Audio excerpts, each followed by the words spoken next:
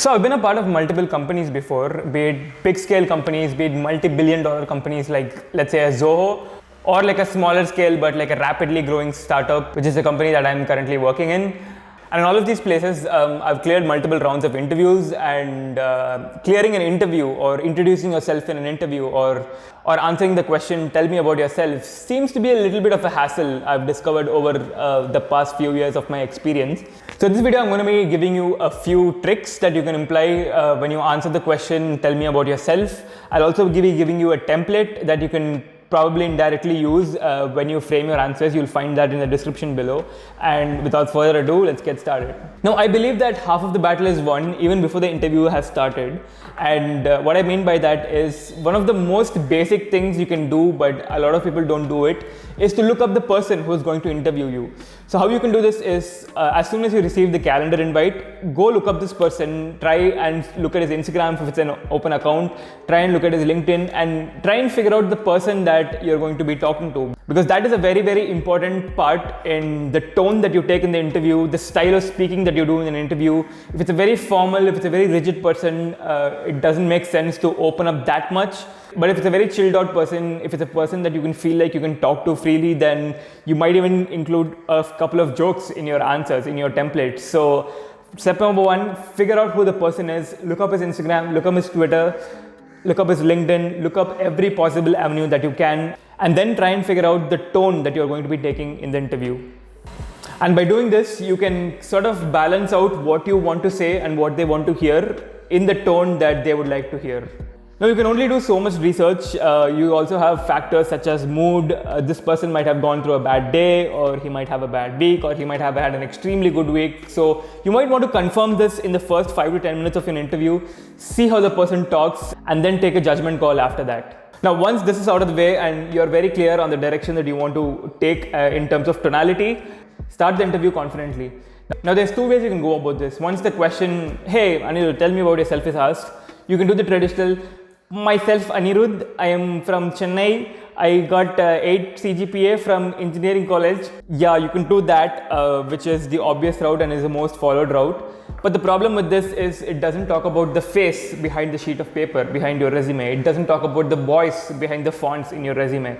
And the most effective way you can demonstrate this is by taking the skill that the role requires and explaining it through storytelling. Here's a small example of how this can be done. Now, keep in mind that I work in marketing, so this answer is going to be subjective to my field, but you might want to change things around a little bit and use it to your advantage. Well, long story short, I've done my BE in Electronics and Communication Engineering, but soon realized that wasn't my cup of tea.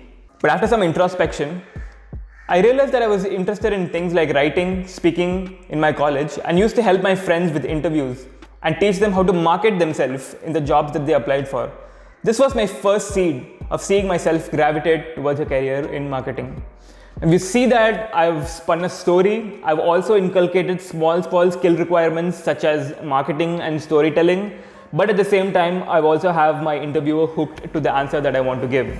Now repeat this template as much as you can. So for example, take up skill number 2 that the job requires and see if you have a life story that you can sort of fuse. Take up skill number 3 that the job requires and see if you can fuse it into a life story and articulate it in an interesting manner. Here's an example of how you can do that. Soon after college, I landed my first job in Zoho, one of the most sought after SaaS companies in the world.